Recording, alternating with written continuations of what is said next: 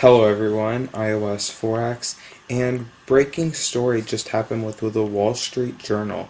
So they apparently broke the story that Sprint is going to get the iPhone 5 or 4S or whatever Apple decides to call it in mid-October. So the carriers now that will have it will be Verizon, Sprint, and AT&T, which leaves T-Mobile out of the deal, which something makes me feel like the deal is not going to happen with T-Mobile since the AT&T merger is going to happen pretty soon. But I'll read you the article right now. It says that Sprint and Nextel will carry the iPhone 5 in mid-October. People familiar with the matter said, closing a huge hole in number 3 U.S. carrier for Apple Incorporated. And Verizon was number 2, AT&T was number 1. Verizon sold 106 million iPhones, and AT&T sold 99 million this year, so a very close call for it, which was pretty good.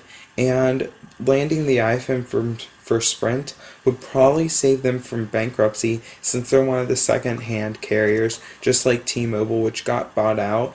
And there have been rumors that Sprint was just going to shut down recently and just cancel its service and give people a certain month's notice. But ever since 2007, people have been hoping the iPhone would go to Verizon or go to Sprint or T-Mobile, and there have been ways to get the iPhone on T-Mobile, like unlocking, but now there was no way to unlock your iPhone for Sprint.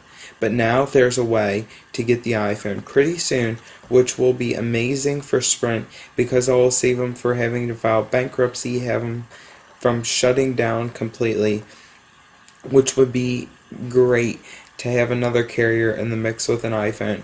Now, the only problem I see with this is that they might have not started testing 4G, because I've also heard that AT&T and Verizon will have launched LTE. Verizon already has it, but AT&T will have launched LTE by mid-October, which means they would have their LTE on AT&T and Verizon, but Sprint uses WiMAX. So that just seems like it's going to throw a loop or a wrench in their machine for Apple just to make a WiMAX one and then make a LTE model, because I heard it was also going to be a CDMA slash GSM iPhone.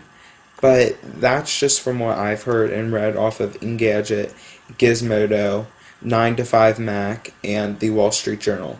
This seems like a pretty reliable source, seeing that the Wall Street Journal broke the iPhone 4 when it first came out, and it also broke the days exactly when the iPhone 4 was going to come out, even before anyone knew that. They had pictures of it, they had released specs, they had released features, they released the iPad 2 specs before it came out. So it seems like they're looped in with people who know a lot about Apple, and I feel like this is a very reliable source that you're getting your information from. So please subscribe and like this.